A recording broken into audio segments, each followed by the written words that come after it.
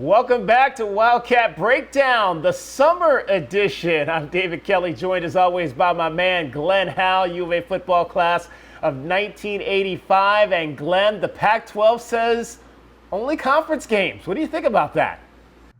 Well, Dave, I think that's going to put a lot of pressure on a lot of teams because there's no more practice games. So they're going to have to be ready instantly for conference games that are going to count. I think that right now there's really not a dominant team, I don't think, in the Pac-12 that, this could be good for the teams that are on the bottom three of each division. And Glenn, what I like about it, I think, is the fact that, you're going to be playing real football for potentially 11 games of the season. You don't have those easy games now at the beginning of the year. That's the one thing that I think I like most about it. Yeah, there's going to be a lot of pressure on coaching staffs and a lot of pressure on these kids. And the thing that's going to be the factor is how well are they going to prepare these guys for no fans? Because you're going to go out there, it sounds different when you're playing in a game. And all of a sudden you look at, there's a guy from Washington over across from you, and there's no crowd yelling. So that's going to be a real difficult thing for them to get over. And I think this is just like a scrimmage.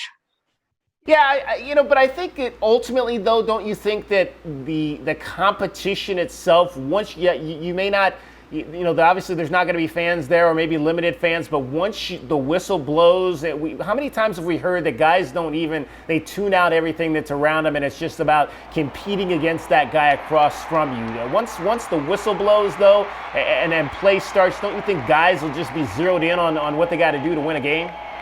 Yeah, Dave, I think that's a little bit different because when I saw that, I did that, but I saw the crowd. The crowd got me fired up. But if I'm going to go in there and there's nobody there, I just don't know. That's a total different mindset, and we don't know how that's going to play out. From the standpoint of just conference-only games, and obviously the Pac-12, you got 12 teams, so you're talking about 11 games. Here's another thing I threw out there. If you wanted to play that 12-game schedule, why not schedule that rival a second time? You have home and home games against ASU. Yeah, I saw that. I think that would be fantastic. That'd be a great idea for getting, a lot of TV revenue too, because I think a lot of people will watch those games, the home and away. I think those will be really a good asset for the Pac-12. Glenn, how much is not having really practiced the way that they are accustomed to, not really having much of a spring ball, not necessarily having the normal summer routine, how much do you really think that's going to affect these guys? Obviously, they're used to that, but I go back to, obviously when you and I were coming up in the 80s, and a lot of instances, a lot of guys didn't train during the summer. They showed up for fall camp and strapped it up and used that time to get ready for the season. I mean, it's going to kind of be a mindset back to that model, I think. Well, I'll tell you what, I think the teams that are going to be well prepared are the ones who have the most organized strength and conditioning staff, because they're going to have to get those players in shape real fast. They're going to have limited time with them. And then also the time that they have during the summer that they're usually there for involuntary workouts are really a key for them to get them ready for as far as cardio-wise, and also getting them there for, I think there's going to see a lot more injuries might have this year. Hope they're not going to have a lot of soft tissue issues during the season because of the limited training that they have. If you were a player under today's climate with this COVID-19 coronavirus pandemic happening, would you want to come back and play? Oh, yes, I would. I mean, you're going to have to, as a player, I don't think you really think about that kind of stuff. And I think that if they bring you back, I think it's going to be the safest as it could be. And I think as the young player, if I was there, I would come back. I would definitely, because I would not want to miss a season. And I don't think, because these kids are playing in a time, Dave, that that no other college players ever played under a pandemic. I don't think they even had college football during the pandemic in 1918. They probably did. Oh, they did. There's pictures of there's a famous picture of a game at Georgia Tech where people were in the stands and everybody's wearing masks.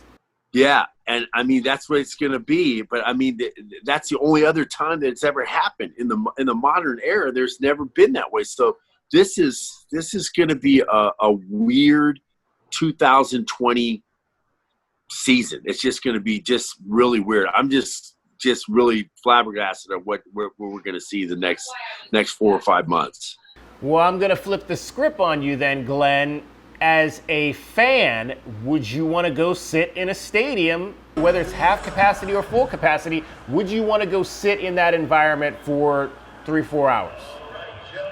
I don't know, man. As for me, as my age right now and who I am right now, I don't know if I would go to see that game. If I was on the sideline, I'd be better. Like I am on the home games, I think that would be better because I could safely, distance myself from people. But in that stance, man, that's gonna be a zoo. It really is. A soda zoo. Zoo, exactly. For sure. No pun intended. All right, this is the first of several of these formats that Glenn and I are going to be doing over the course of the rest of the summer. We're going to be unveiling our 2010 Too Deep roster. All the guys that we thought were the top players from the last decade. As soon as Glenn gets me his Too Deep roster so I can finish putting it together. So we're going to have that for you. I'm going to have it, Dave. I'll have it. We're going to go by position groups. We're going to have your quarterbacks. We're going to give you our top quarterbacks, our top running backs, offensive line, defensive line, linebackers, cornerbacks. We even delve into the best special teams players of the decade. That's going to be a whole lot of fun. We'll have a few of those Wildcat breakdowns coming up for you here in the near future. Glenn, as always, I appreciate you taking the time to join me.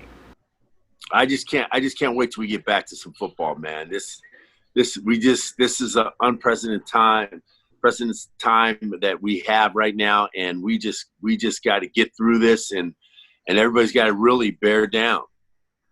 All right, stay with us for continuing coverage of Arizona Wildcats football.